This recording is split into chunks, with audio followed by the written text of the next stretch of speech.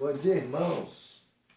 Mais uma oportunidade que estamos tendo nesse domingo de estudar a Palavra de Deus como escola bíblica dominical. E hoje estamos avançando em mais uma lição do nosso quarto trimestre, onde nós estamos estudando o livro de Apocalipse. Hoje nós vamos ter a quinta lição desse trimestre. Teremos a oportunidade de ter a professora Michele Ribeiro dos Santos Menegatti ministrando o estudo de hoje. Convido os irmãos para a leitura bíblica que encontra-se em Apocalipse, capítulo 4, verso 11, que é o texto áureo da lição que será estudada. E o texto diz assim: Nosso Senhor e nosso Deus, Tu és digno de receber a glória, a honra e o poder, porque Tu criaste todas as coisas, e por Tua vontade elas existiram e foram criadas. Convido os irmãos também aí dos seus lares para acompanhar, cantar junto, o hino 43 do Hinário para o Culto Cristão, tem o título Tu és digno. Nós teremos o acompanhamento da nossa irmã pianista, mãe Lúcia Maria, e a letra vai estar na tela. Vamos cantar esse hino do nosso HCC. Depois do cântico, nós teremos uma palavra de oração que será apresentada pelo nosso irmão Heitor Costa.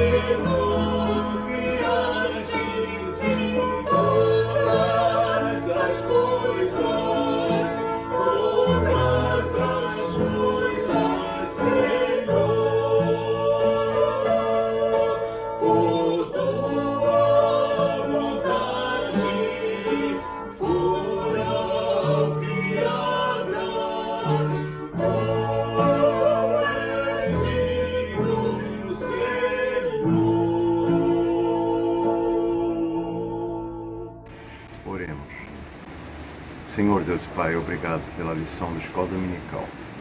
Obrigado porque é origem na Tua palavra. Obrigado porque o preparo dela vai nos trazer momentos de meditação durante a semana. Que a gente sempre se recorde que neste domingo nós dedicamos a Tua palavra, o estudo dela, ao Teu culto.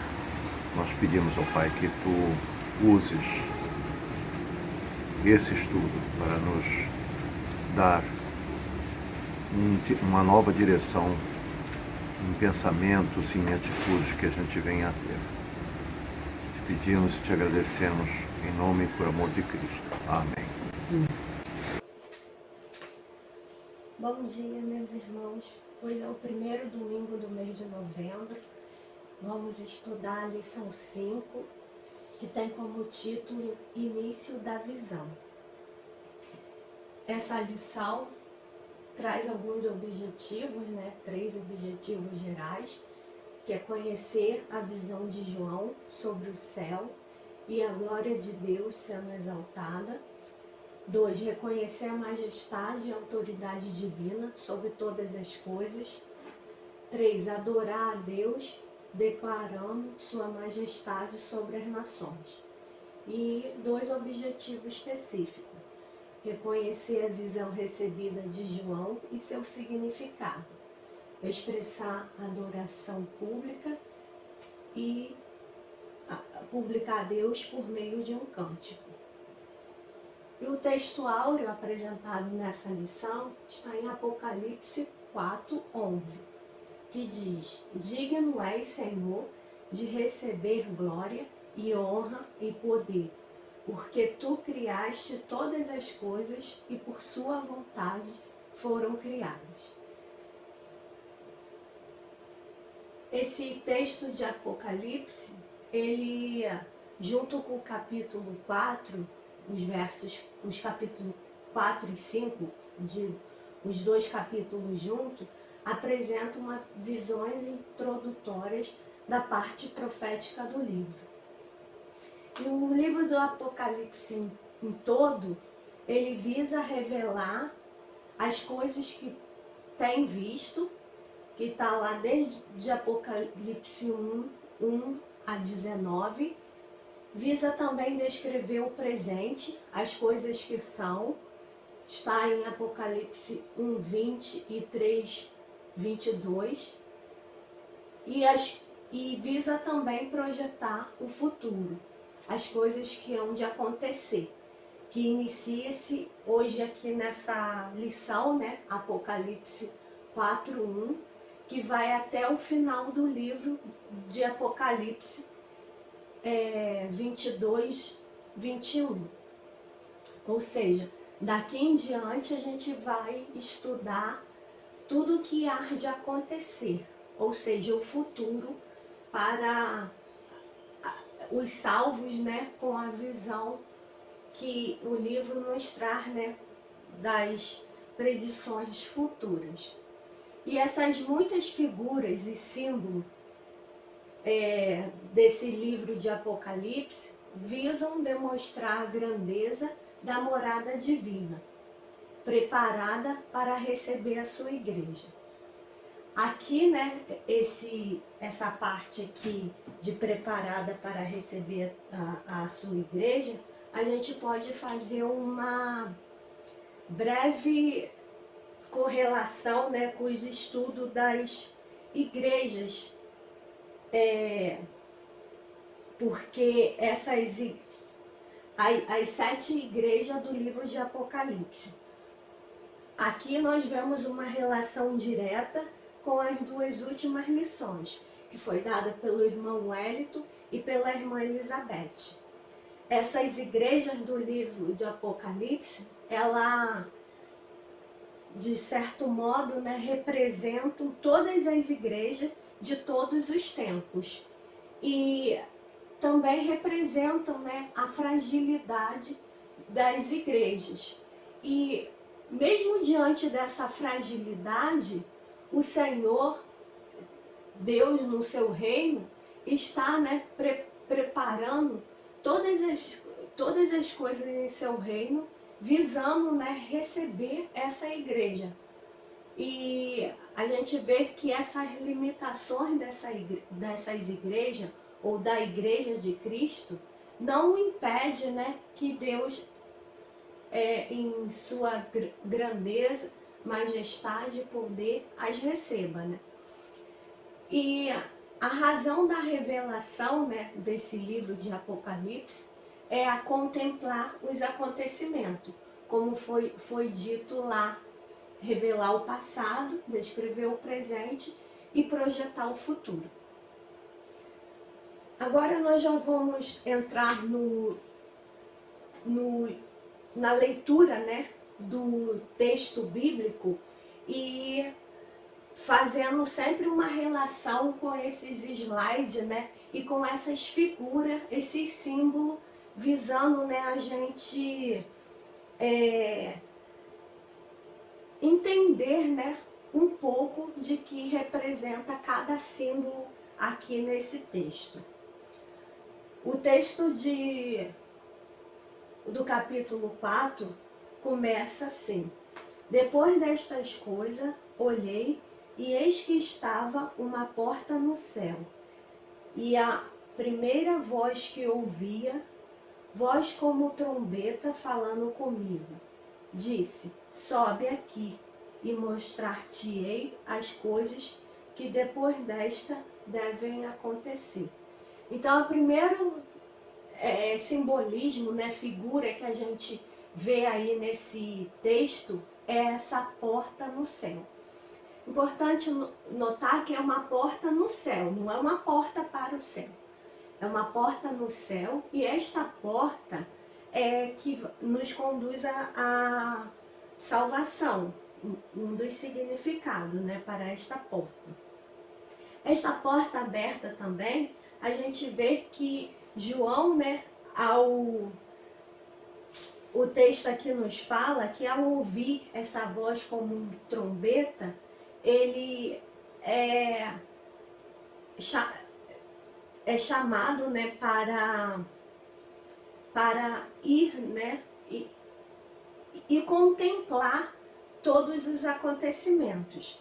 Mas o que destaca aqui também é que ele não foi como nós vamos, né, para um lugar qualquer. Ele foi conduzido em espírito, ou seja, denota aqui uma outra dimensão, uma dimensão, né, que só é possível através das visões. A gente vê na Bíblia, né, que outros servos de Deus também tiveram experiências com visões, e as visões diferem dos sonhos, porque os sonhos quando a gente os tem, a gente está dormindo, e as visões a gente está acordado. E Deus meio que abre nossa visão, ou abriu a visão desses servos, para enxergar, né, coisas além do nosso tempo, como é o caso aqui de João. E essa porta aberta, ela fez com que João, né, diante daquele cenário que ele estava vivendo, né, pois ele estava na ilha de Patmos, preso, né, por conta dessa grande perseguição que a igreja estava sofrendo, e ele estava vivendo, né, um cenário de morte, perseguição e sofrimento. E a gente entende que, os comentaristas também, que eu estudei, que tudo isso, né, toda essa visão, todo esse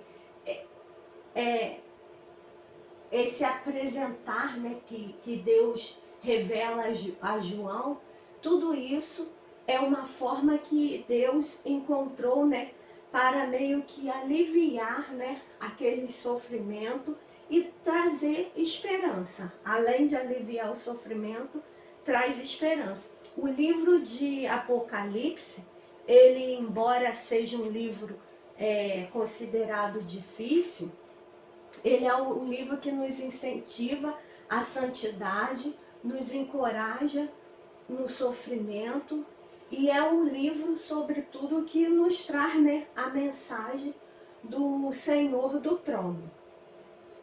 Ou seja, ele nos traz como maior dádiva, né, a segunda vinda de Cristo. E ele nos diz muito mais, né, que diante de todo esse sofrimento que João havia passado lá na ilha de Patmos, no período da segunda vinda de Cristo, os os servos do Senhor terão sofrimento tão quanto, né, os crentes tiveram lá no primeiro século, ou maiores. E a ponto, né, de que os comentaristas bíblicos dizem que se não fosse abreviado por Deus esse sofrimento, muitos não aguentariam. E a gente pode fazer uma correlação, né, com os dias de hoje, porque a gente sabe que nossos dias já estão sendo dias de muito sofrimento, de muitas provações, e que muitas pessoas, né, estão vivendo, né, angustiado, estão vivendo depressivo, e tudo isso, né, reflete a proximidade da segunda vinda de Cristo. No verso 2, continuando lendo o texto, a gente vê: imediatamente fui arrebatado, e em espírito, eis que um trono estava posto no céu, e um assentado sobre o trono. O próximo slide, que é quando João, né, teve a visão do trono no céu. O trono, ele tem como significado um lugar de honra, autoridade e julgamento. E ele diz mais: e diante de mim estava um trono no céu, e nele estava assentado alguém. A gente vê nessa figura, né, que ele não enxerga claramente a figura de quem estava sentado no trono. Mas outros textos bíblicos, ele vai nos apoiar a ponto, né, de nos responder quem é esse que estava no trono. E dentro desses textos aí descritos, que está Apocalipse 4:9, 5:1, 7 e 13, 6:16, 7:15, eu vou ler o 21:5, que é um texto também que retrata, né, essa resposta. Quem é o que estava sentado no trono? E a gente lendo um texto de 21:5 de Apocalipse, a gente vê: e aquele que estava sentado no trono disse: eis que faço nova todas as coisas. E disse-me: escreve, porque estas palavras são verdadeiras e fiéis. Ou seja, isso aqui, João, né, ele foi orientado a escrever, a registrar, né, toda essa visão. E a gente vê aí nessa visão de trono que João teve esse privilégio, mas ele não foi o único na Bíblia que teve esse privilégio. Teve outros, né, servos do Senhor, tal como Moisés, que está lá em Êxodo 24:10. Temos também Micaías, em 1 Reis 22:19. Temos Isaías, em 6, de 1 a 5. Temos Naum, no livro de Naum 9:1. Temos Ezequiel, no livro de Ezequiel 1:1, no texto de Ezequiel 1:1. Daniel, no texto de Daniel 7, de 9 a 12. E também vemos Estevão no Novo Testamento, né? Em Atos 56. Todos esses, né, a Bíblia relata que eles também tiveram a visão do trono de Deus. E ainda sobre o trono de Deus, a gente vê que o trono de Deus, ele aparece muitas vezes na Bíblia, o trono, a palavra trono. Mas é no livro de Apocalipse que ele aparece mais vezes. Diz que aparece mais de 40 vezes, né? E o segundo livro que mais tem referência à palavra trono seria Mateus, que aparece somente 4 vezes essa palavra, né? Então a gente vê aqui que verdadeiramente o livro de Apocalipse é um livro que traz, né, como uma mensagem essa palavra trono. E a gente sabe que na segunda vinda de Cristo, o trono vai ter papel fundamental, né, em todos os acontecimentos. E é isso que a gente começa a estudar aqui, né? Por isso que o texto tem esse título, né? O início da visão. Continuando, a gente vê que no versículo 3 do capítulo 4, diz assim: e aquele que estava assentado era na aparência semelhante a uma pedra jaspe e sardio, e havia ao redor um trono, um arco-íris semelhante na aparência de esmeralda. Então a gente vê aí, além desse arco-íris que simboliza a graça e misericórdia de Deus, a gente vê algumas pedras, né, preciosas, jaspe, sardônio e esmeralda. Essas três pedras junto dizem, né, que representava no mundo antigo todas as pedras preciosas. E essas pedras, elas são um meio, né, de João descrever esse Deus do trono que a gente vê aí, né, com uma figura, a gente vê aí, né, que a figura aqui, ó, está reluzente, né, tal como as pedras preciosas, e a ponto de ele não conseguir enxergar, né, claramente, por conta de tanta claridade, exuberância que esse Deus trazia, né, consigo em suas feições. Então a gente vê que claramente não é visto por João, no primeiro momento, esse Deus do trono. E esse arco-íris, além de revelar, né, a promessa e a misericórdia de Deus, lembra lá lá no Antigo Testamento, a gente lembra que o arco-íris foi uma forma, né, que o Senhor utilizou para fazer a aliança com os homens, com o seu povo. E essas pedras, jaspe, sardônio e esmeralda, elas também, né, têm um significado lá no povo de Israel, nas 12 tribos. A pedra jaspe, ela representava Benjamim, a menor das tribos, sardônio, Rúben, o maior dos filhos, né? E esmeralda, a tribo de Judá, que é a tribo, né, que a gente tem, né, que é a tribo que veio Davi. Então a gente vê que o próprio Cristo, né, saiu, né, da descendência dessa tribo. Então a gente vê que todo o livro de Apocalipse, ele tem uma relação direta com os demais livros da Bíblia. E a gente estudando, né, juntamente com os outros livros, nos ajuda a entender melhor esse simbolismo todo e essas figuras, né, que são apresentadas. Seguindo no verso 5, vou ler o 4 também, mas depois eu leio o 5, porque o 4 e o 5 estão juntos. Havia também ao redor,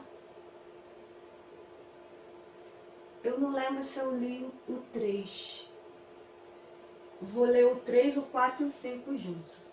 E aquele que estava sentado era na aparência semelhante a uma pedra jaspe e sardônio, e havia ao redor do trono um arco-íris, semelhança na aparência a esmeralda.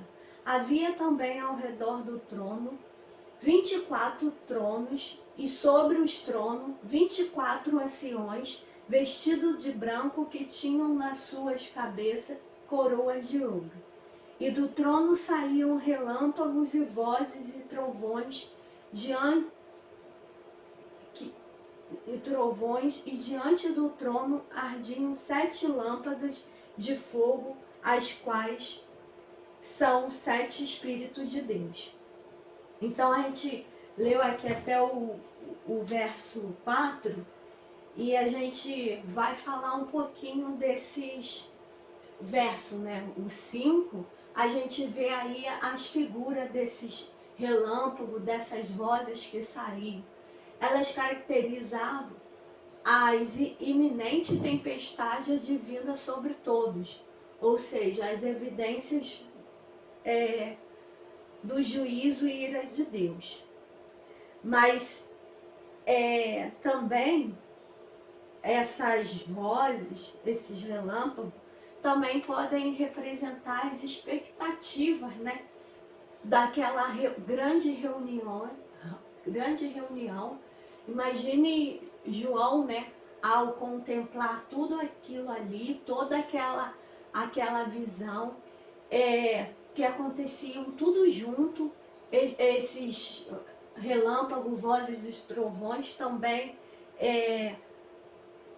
a gente não consegue enxergar, né, claramente uma cronologia entre esses elementos, né, o que ocorriam tudo junto, e tudo isso, né, nos faz pensar que as disposições cronológicas desses fatos, eles não eram o mais importante, o mais relevante.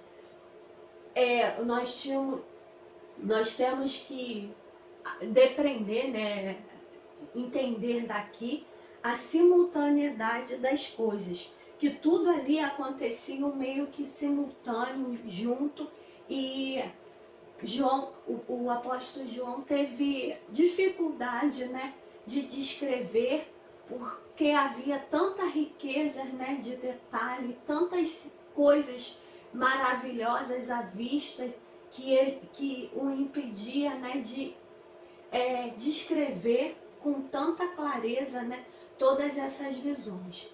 E a gente vê ainda na sequência do texto, né, essas 7 tochas, fazendo uma referência às lâmpadas portáteis da antiguidade, né, que faziam parte, né, ou simbolizavam a criação e a revelação do Espírito Santo. E em seguida a gente vê os 7 Espíritos de Deus, que indicam a totalidade da ação completa do Espírito Santo de Deus, que a gente pode ler lá em Isaías, né, 11, dos versos 2 e 3. Os 7 Espíritos de Deus, que são o Espírito do Senhor, o Espírito da sabedoria, o Espírito do entendimento, o Espírito do conselho, o Espírito da fortaleza, o Espírito do conhecimento e o Espírito do temor do Senhor. Então a gente vê, né, que esses 7 Espíritos completam, né, a ação completa do Espírito Santo de Deus em favor de quem? Da igreja, ou seja, de todos os salvos. E seguindo, a gente vai ver já no versículo 6, a visão, né, desse mar de vidro, que diz: também havia diante do trono, como um mar de vidro, semelhante ao cristal, e ao redor do trono, um ao meio de cada lado, 4 seres viventes, cheios de olhos por diante e por detrás. Então a gente vê nesse versículo 6, né, que havia um mar de vidro. Esse mar de vidro aqui, ele demonstra, né, traz como significado a limpeza e a pureza. Ou seja, o trono de Deus é um trono de santidade, referência e transparência. Mas esse mar de vidro, ele traz mais mensagens. A gente vê aí nas figuras, aquela primeira menor, como que era a arca, né? A forma de culto lá do pessoal, lá em Moisés, quando foi instaurado, né? E foi criado todas aquelas formas de expiação de pecado. E do lado, que é esse templo maior, que é a referência do templo de Salomão. E a gente vê a bacia de cobre, essa pequena aqui, ó, ela é melhorada aqui no templo de Salomão. E outra referência, né, que os estudiosos trazem desse mar de vidro seria uma versão melhorada dessa pia de bronze, que ela é retratada aqui e depois aqui no Templo de Salomão.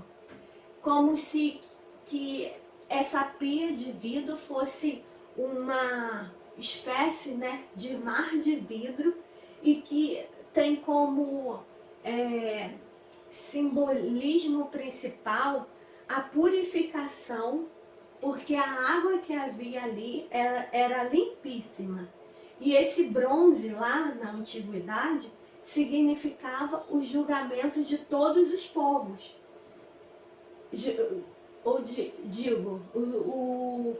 Significava o julgamento do pecado de toda a humanidade.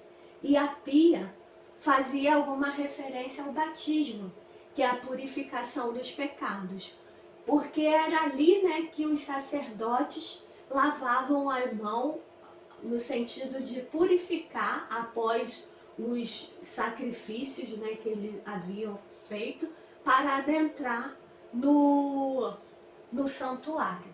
Então a gente vê, né, que todas essas figuras desse capítulo 4 traz um significado, e esse significado, né, tem correlação, né, um com o outro.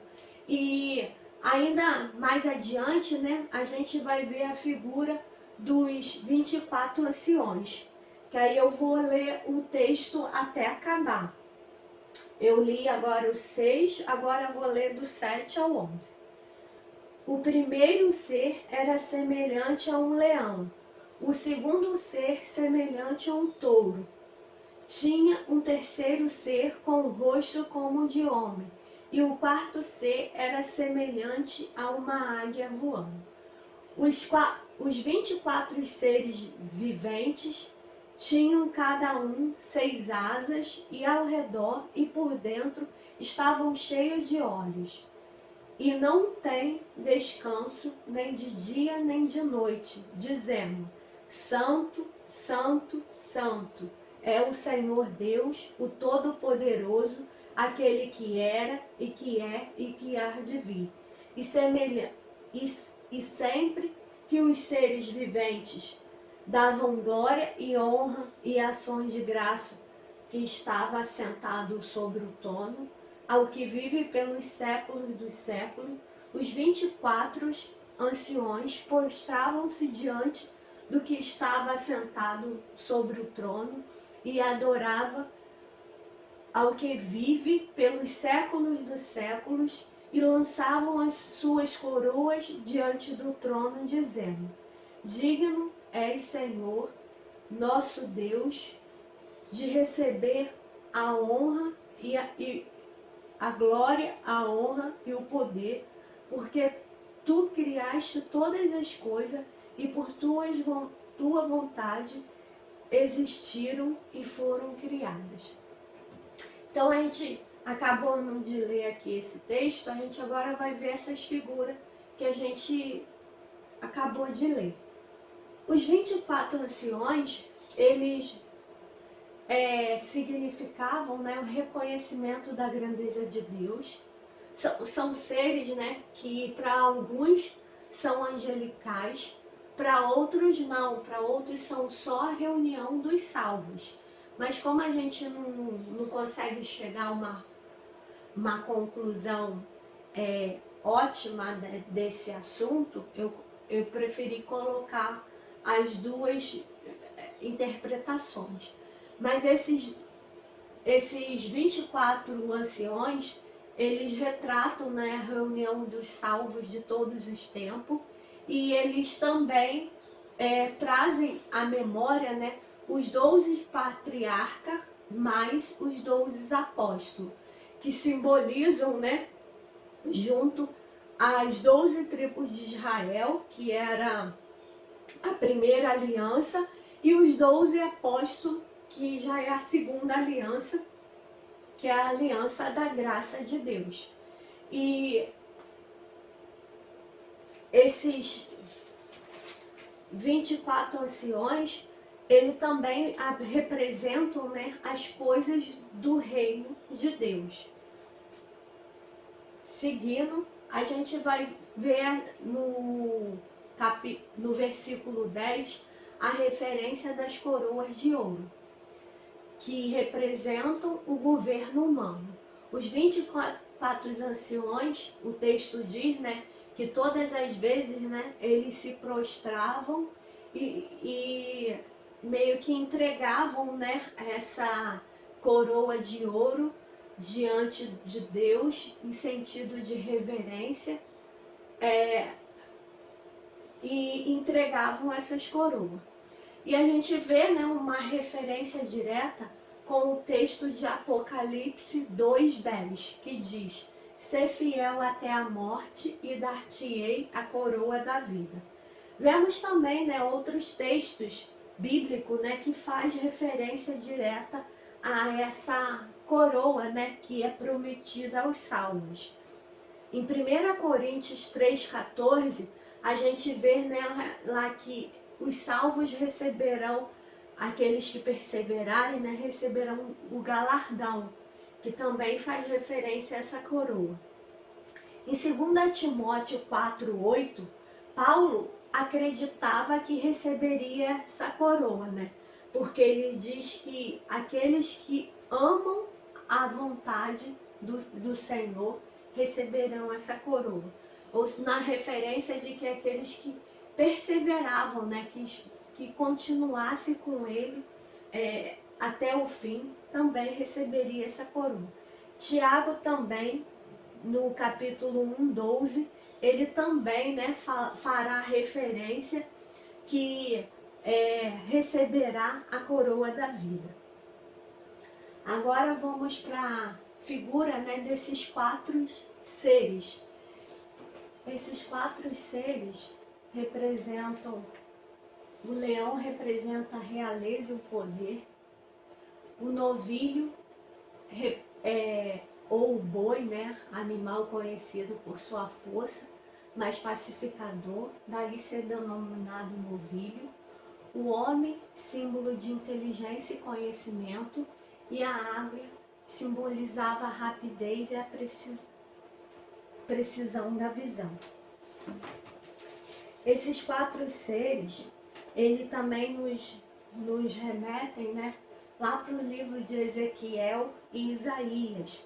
Ezequiel 10 faz referência, né, aos querubins, né, a visão que Ezequiel teve lá. E Isaías faz referência aos serafins, lá em Isaías 6:2. E esses seres, né, eles tinham como uma marca, né, de repetir, né, dia e noite aquela mensagem, né, que o texto bíblico fala, dizendo: Santo, Santo, Santo é o Senhor Deus Todo-Poderoso, aquele que era, que é e que há de vir. Lembrando que a todo momento, né, João, ele nos traz a lembrança de que muitas vezes ele retrata como fazendo referência, né, fazendo uma comparação. E nesse texto a gente vê, além essa repetição Santo, Santo, Santo, como Santíssimo, porque lá nos escritos antigos, né, não tinha essa figura do superlativo que nós temos hoje. Então aqui seria Santíssimo Deus, né, Todo-Poderoso, que era, o que há de vir, o que era, o que é e o que há de vir.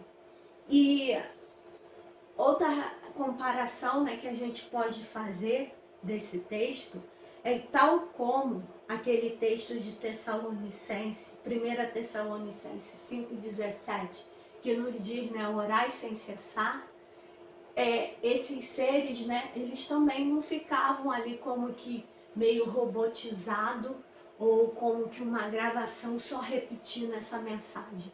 Aqui demonstra, né, que eles representavam, né, a figura de guardião do trono. Ou seja, eles estavam ali apostos no sentido de guardar, de proteger aquele trono de toda qualquer investida do mal, né? E outra figura, né, que é retratado aqui com essa adoração, né, que esses seres apresentam, é que é uma referência do Salmo 148, que diz que todos os seres louvam ao Senhor. Ou seja, toda criatura, né, tem essa naturalidade, essa capacidade natural de adorar o Senhor. Somente o homem, né, que é dotado de inteligência e conhecimento, que tem esse livre-arbítrio para adorar ou não o Senhor.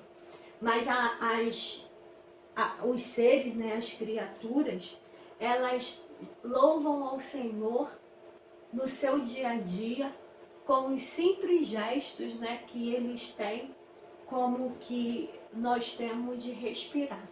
Ou seja, eles louvam ao Senhor com todo o seu ser. Aqui eu coloquei agora o texto bíblico, né, para quem não teve oportunidade de ler, e coloquei, né, em negrito os trechos, né, que é como que um resumo, né, e tudo isso a gente já leu, né. Mas antes de passar para esse trecho, eu vou voltar para o livro de Ezequiel, né, para fazer uma correlação, né, com a visão de João. A gente viu que Ezequiel, na sua visão, mais se aproximou, né, dessa visão de João.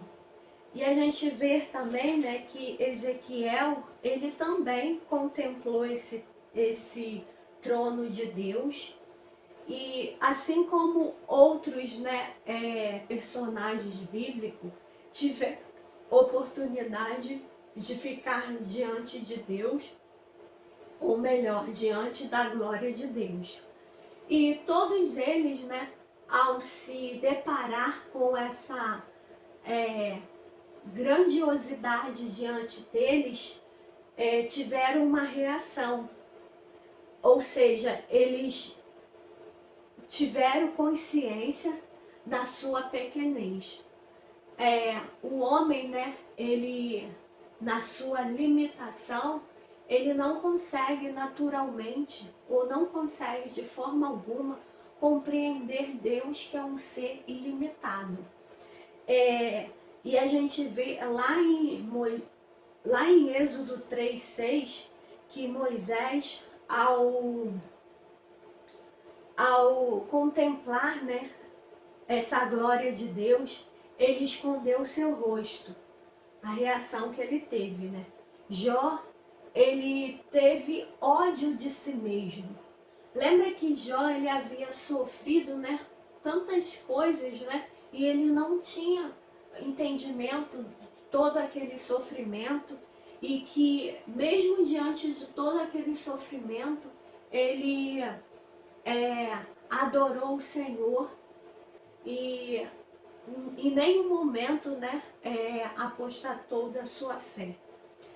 Em nenhum momento, né, mesmo que os seus amigos, sua mulher, mandasse que blasfemasse contra o Senhor, ele não fez. Vemos também que Isaías, lá no Isaías 6:5, ao contemplar a glória de Deus, ele declarou: estou perdido, como se estou morto. Ou seja, eles não conseguiram, né, ver a glória de Deus e ficar, né, imune, né, ou indiferente a uma visão tão maravilhosa e tão significante, né? Ou seja, quando o texto bíblico nos fala, né, de que quando o homem, né, contempla a glória de Deus, ele muda a visão a sua visão de vida. Ele começa a enxergar com outros olhos, porque ele consegue entender, né, a sua pequenez na profundidade e a grandeza de Deus diante de si. Continuando o estudo, a gente vê, né, que esse capítulo que a gente acabou de ler, tal como o livro de Apocalipse como um todo, traz como uma mensagem principal o Deus do trono, né?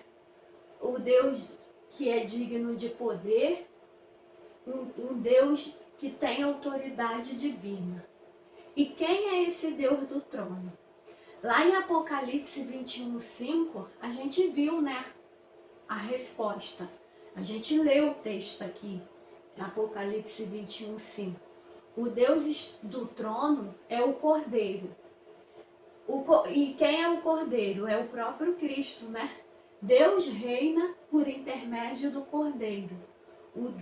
O seu reino não é deste mundo. Está lá em João 18:36. A política de Deus e do Cordeiro é uma contracultura e uma crítica ao sistema que prevalece no mundo.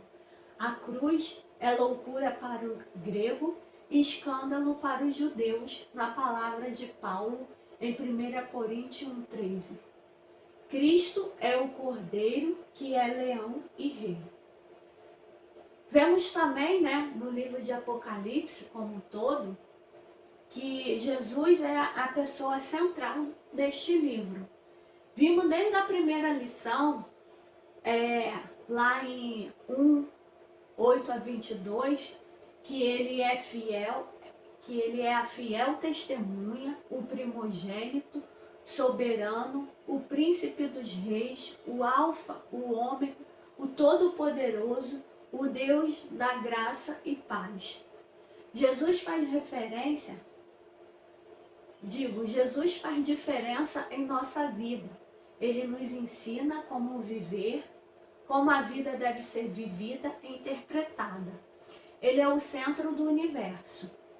O ser humano e a sociedade precisam de um centro. O centro,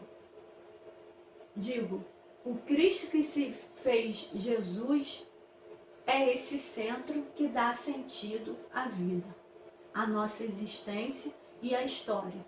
Sem Jesus e seu plano para a história, não há realização profunda na alma humana.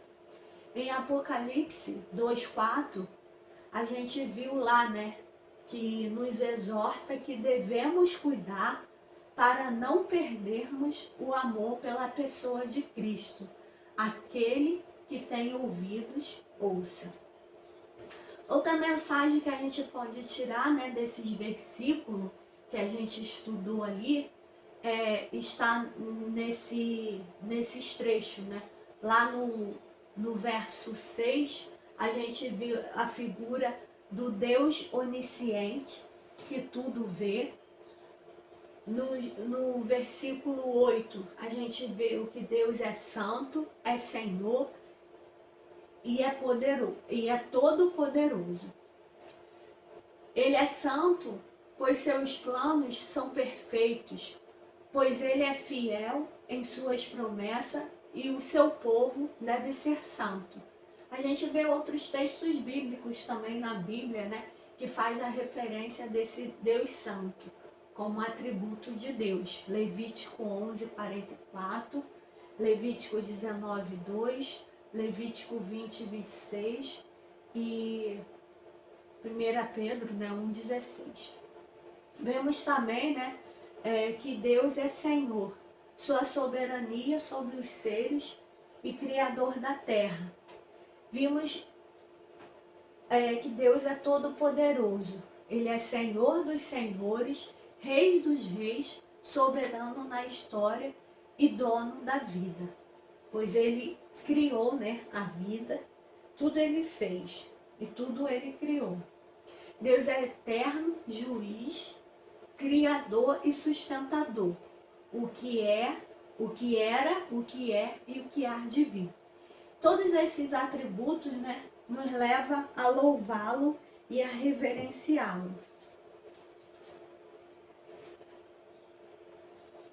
Concluímos esse estudo com a mensagem de que essa visão grandiosa, né, dada por João, é sem dúvida indescritível. Mesmo sendo orientado pelo Espírito Santo de Deus, a limitação da escrita não nos impede, né, de visualizá-la em sua totalidade e autenticidade. Lembra que em vários momentos, né, no texto, João ele colocou, né, a palavra como que ele estivesse fazendo uma comparação, porque ele não encontrava nada, né, tal qual ele estava vendo ali naquela visão. Então ele fazia meio que uma correlação, uma comparação, no sentido de que nos desse, né, uma visão no sentido de nos mostrar, né, o que ele estava vendo ali. Mas nem sempre aquelas figuras que ele retratou, que ele descreveu, conforme ele descreveu, nos deu, né, uma completude dessa visão, né, que ele enxergava. A gente imagina que essa visão foi tão, né, maravilhosa, tão esplêndida, que por isso ele encontrou tanta dificuldade de descrevê-lo, né?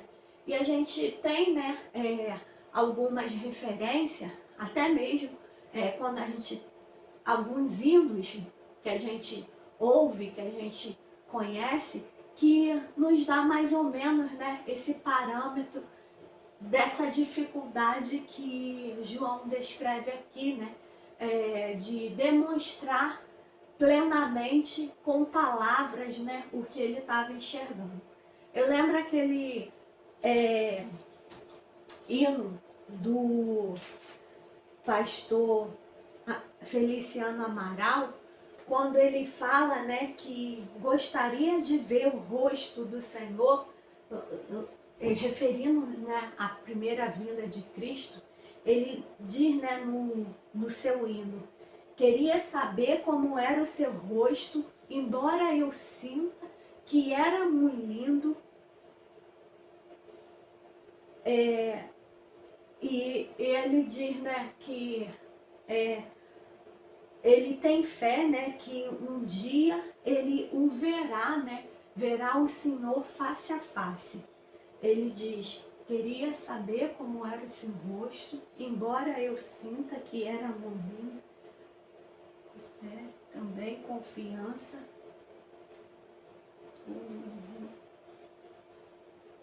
E a gente vê, né, que esse hino, né, que faz uma referência, né, de que tudo que a gente tem de imagem hoje do que foi Cristo na Terra não se assemelha ou não chega perto do que era verdadeiramente a figura de Cristo. E nem o que a gente espera que vamos encontrar, né, na glória é o que a gente realmente vai encontrar. A gente vê, né, que a gente crer num Deus dos impossíveis. Quando ele fala aquele que era, ele está se referindo, né, àquele Deus que abriu o mar vermelho, aquele Deus que livrou Daniel da cova dos leões, aquele Deus, né, que fez tanto pelo povo de Israel, dando maná, tirou água da rocha, que deu a nuvem durante o dia e a coluna de fogo durante a noite. Tudo isso são demonstrações, né, da obra de Deus para os seus, né, para os salvos. E a gente vê que todas essas situações, elas, por mais que o povo pedisse, crescem, ela sobrepujou, né, as expectativas. porque tudo que Deus faz é bom. Tá lá, né, no texto de primeira Timóteo 4,4, que diz: tudo que Deus faz é bom, todas as coisas que o Senhor faz é boa.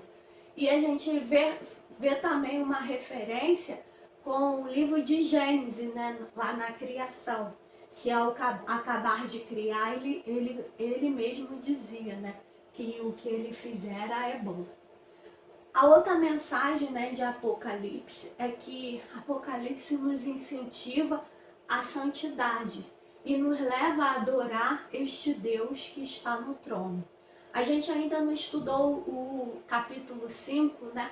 Mas o capítulo 5 vai completar, né, essa visão da introdução e que nos vai, né, nos clarear algumas questões que ficou meio ainda obscura aqui nesse capítulo 4. Vemos também o Deus que todos sabem, que sempre existiu, que sempre existirá, pois Ele é o Senhor da história.